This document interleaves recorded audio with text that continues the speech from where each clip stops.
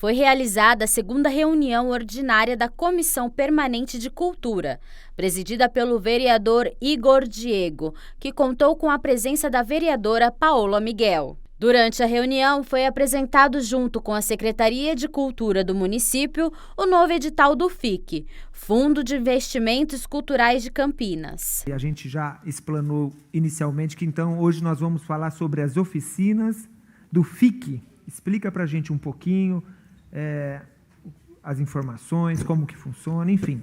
Perfeito. Na verdade, a gente tem dois temas que a gente gostaria de dar satisfação e eu acho que se a gente... os dois são muito importantes, né? A questão do FIC é um fundo de investimentos, né, de apoio aos projetos, e ele já está em pleno curso. Eu até, por curiosidade, trouxe um pouquinho uma ideia de como está nosso cronograma, antes da gente entrar na questão das oficinas culturais, que eu acho que é o tema mais assim, que as pessoas têm mais ansiedade, mas o FIC ele mobiliza muitos fazedores de cultura.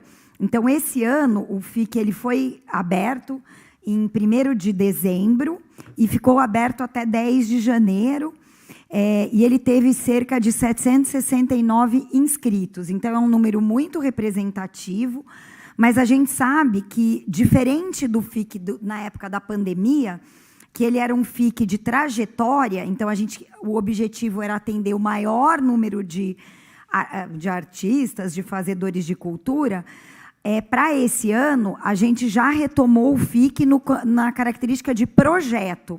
Então, aí, a gente deve aprovar, esse ano, a gente tinha R$ 3.126.000 depositados na conta do FIC.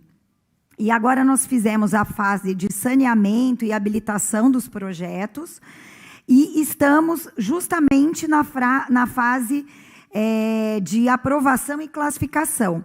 Então, deve sair nos próximos dias essa validação, porque o Conselho tem um comitê, o Conselho de Política Cultural tem um comitê que faz essa validação junto com os membros, e aí, mas devem ser contemplados cerca de 100 projetos, porque daí o valor também é mais relevante, e ele, como eu disse, é uma execução. E aí, a gente vai ter as próximas etapas, já saindo o resultado na primeira semana de abril, agora, então já sai o resultado na primeira semana de abril. O período de contratação e pagamento durante o mês de abril todo, porque o FIC ele é um pagamento antecipado, então, quando ele apresenta o projeto, ele, ao ser classificado, ele recebe a remuneração, então, entre 1º e 30 de abril, ele recebe esse pagamento, e ele tem para executar o projeto de maio a dezembro de 2023. Sobre o edital de oficinas culturais, do que ele representa como uma inovação no setor público, uma inovação do jeito de pensar política pública de cultura. E, para explicar isso, eu vou contar uma historinha, se me permite aqui, porque eu acho que a gente tem que, às vezes, sair daquele nosso campo de palavreado técnico um pouco e tentar, porque a gente acaba ficando na nossa... Enfim, é o seguinte, a gente teve algumas experiências no passado de oficinas culturais em Campinas.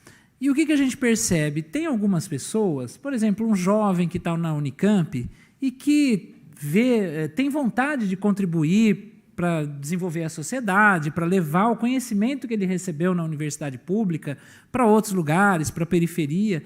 Então, quando a prefeitura contrata, vai um menino ali, às vezes ele está até numa fase da vida que ele tem apoio dos pais, então ele aceita até por um valor menor para trabalhar, e ele vai num bairro de periferia e ele trabalha lá, faz uma oficina cultural das 3 às 5 da tarde e vai embora. Quando ele vai embora, o que ficou para o bairro? Né? O recurso que ele recebeu está lá com aquele rapaz que mora numa outra região da cidade, ele não consome lá, ele não convive na comunidade. Então, essa era uma reflexão que a gente fez com a nossa equipe antes de fazer o edital. A gente falou, a gente tem que mudar isso daí.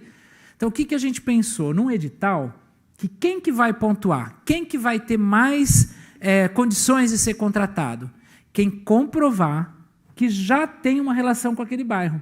A parlamentar Paola Miguel aproveitou para esclarecer dúvidas dos coletivos a respeito das inscrições. Ter esse primeiro edital de 2023, né, através de inscrição de oficineira, para mim é muito gratificante, assim, porque eu acho que essa historinha que o Gabriel contou ilustra muito bem justamente qual que é o nosso anseio, assim, né? Muitas vezes você está desenvolvendo um projeto na associação de bairro, muitas vezes você está ali todos os dias, já tem essa relação, esse vínculo, e o que falta é esse incentivo, né, para aquilo se manter. Muitos projetos a gente vê iniciando e morrendo, muitas vezes, porque falta justamente esse investimento do poder público, né?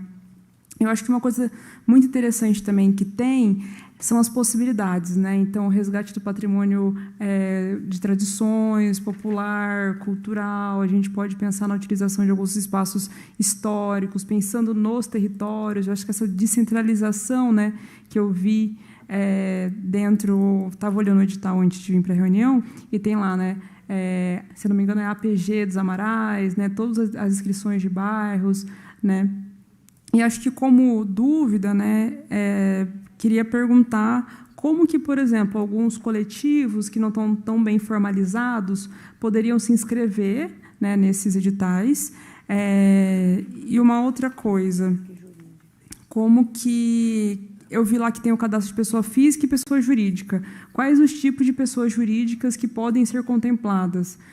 Faço a pergunta porque é uma dúvida que chega muito para a gente aqui na Câmara, se grandes empresas, por exemplo, vão poder oferecer oficinas também, né? Ou se não, é mais para uma perspectiva do MEI, né? Desses coletivos que muitas vezes entidades que já estão formalizados, né? Porque são pessoas jurídicas, mas tem um limite com relação à arrecadação. Então, acho que são essas duas dúvidas que eu tenho aqui para esse momento. Quem não tem pessoa jurídica, né, ou seja, uma empresa aberta, pode participar como pessoa física.